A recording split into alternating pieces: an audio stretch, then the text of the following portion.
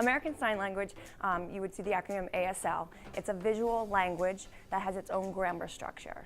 The deaf community, they use a wide range of mode of communication, whether it be American Sign Language, PSE, SEE, so there's different modes of communication, but the majority of the community uses American Sign Language.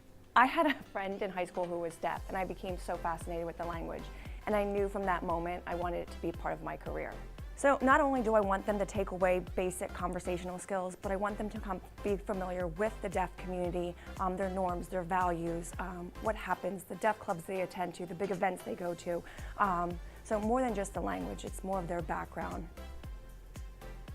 You know, one of the very special things about public schools is we have students from all over the world, various backgrounds, religions, cultures, and the addition of American Sign Language now gives our students a new opportunity to learn about the deaf community and to connect with the deaf community.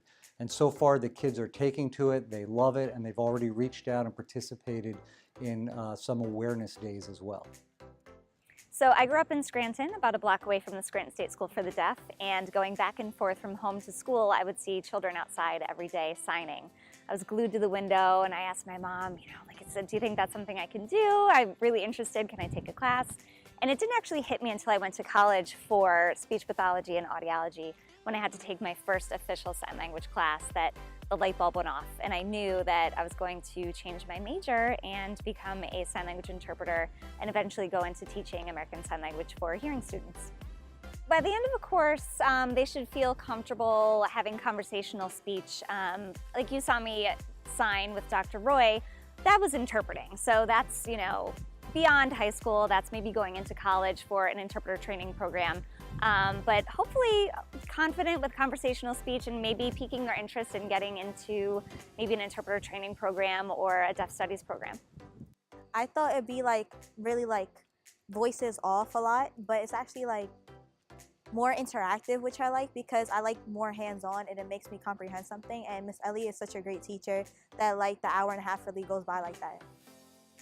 Sign language, some people think it's just like a club, but it's actually a whole different language. It's a whole culture, it's a whole community. You don't really understand until you make yourself a part of it. I think I see a little bit of nervousness, a lot of excitement. I definitely think that it's new for them, so they're a little apprehensive, but at the same time it's something that's exciting. They haven't done this before. And a lot of them actually just now realizing that this is something that they can do are looking forward to communicating with deaf people in the community, and they're also looking to maybe even going to this as a career path, which I think is fascinating.